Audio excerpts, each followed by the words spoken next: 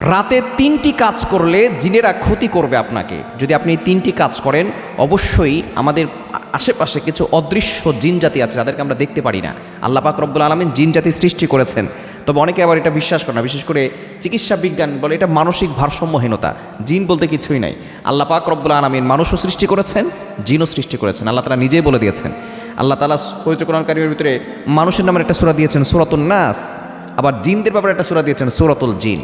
আবার আল্লাহ তাআলা বলছেন ২৭ নম্বর পারা ২ নম্বর পৃষ্ঠার ৫-৬ নম্বর লাইন সূরাতুজ জারিয়াতের ৫৬ নম্বর আয়াতে, ওয়ামা খলাকতুল জিন্না ওয়াল ইনসা ইল্লা লিয়াবুদুন, I have created the human and the jinn people to worship only me. আমি মানুষ এবং জিন জাতিকে একমাত্র আমার ইবাদত করার জন্য সৃষ্টি করেছি। সুতরাং জিন জাতি আছে, এটা বিশ্বাস না করলে ঈমান থাকবে না।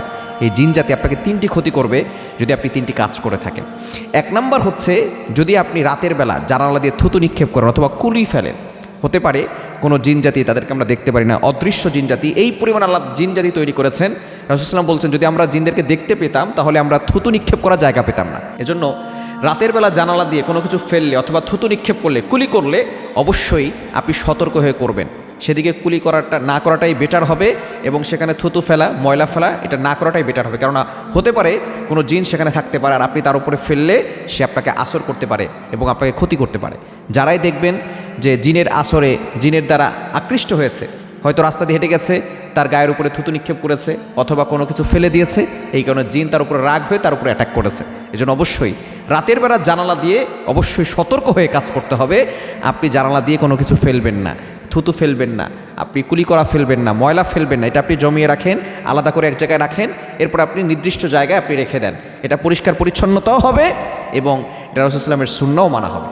এবং দ্বিতীয় নাম্বার হচ্ছে, রাতে খাবারের যে পাত্রগুলো আছে এগুলো খোলা রাখবেন না। বুখারী শরীফের হাদিস, নবী সাল্লাল্লাহু আলাইহি ওয়াসাল্লাম নিষেধ করে দিয়েছেন, খবরদার তোমরা রাতের বেলা জানালাগুলো বন্ধ করে দাও। যখনই মাগরিবের সময় হবে তোমরা দরজাটা বন্ধ করে দিবে, জানালা বন্ধ করে দিবে। খাবার খোলামেলা রাখবে না, কারণ খাবারের ভিতরে বদনজর পড়তে পারে। খাবারের ভিতরে হয়তো কোনো বিচ্ছু অথবা কোনো প্রাণী সেখানে মুখ দিতে পারে, অথবা কোনো জিন জাতি বদনজর দিতে পারে। যদি খাবারের ভিতরে বদনজর আসে, ওই খাবার যদি আপনি খান, আপনার পেটে সমস্যা হতে পারে, আপনার বিভিন্ন ধরনের বদ আসর পড়তে পারে। এজন্য অবশ্যই খাবারের যে পাত্রগুলো আছে সেগুলো অবশ্যই ঢেকে রাখার চেষ্টা করবেন। এবং ৩ নাম্বার হচ্ছে মোস্ট ইম্পর্টেন্ট, সেটা হচ্ছে শরীর বন্ধ করে না ঘুমানো। আমরা অনেকেই শরীর বন্ধ করে ঘুমাই না, শরীর বন্ধ করবেন। নবী সাল্লাল্লাহু আলাইহি ওয়াসাল্লাম প্রতিদিন ঘুমানোর সময় আয়াতুল কুরসি এবং চারকুল, সূরা কাফিরুন, ইখলাস, ফালাক, নাস। কাফিরুন পড়তেন না, সূরা ইখলাস, ফালাক, নাস এই 3টা সূরা মাস্ট বি রাসূল সাল্লাল্লাহু আলাইহি ওয়াসাল্লাম পড়তেন। এজন্য রাতের বেলা ঘুমানোর সময় অবশ্যই আপনি সূরা ইখলাস, সূরা ফালাক, সূরা নাস এই 3টা সূরা অবশ্যই পড়বেন এবং আয়াতুল কুরসি পড়বেন। পরে বুকে ফু দিবেন আর হাতে ফু দিয়ে পুরো শরীরে হাত বুলিয়ে দিলে আপনার শরীর বন্ধ থাকবে। দুনিয়ার কোনো শক্তি আপনাকে ক্ষতি করতে পারবে না। যদি আপনি শরীর বন্ধ করে না ঘুমান, দেখবেন আপনাকে ঘুমে ডিস্টার্ব করবে অথবা আপনাকে ক্ষতি করার চেষ্টা করবে।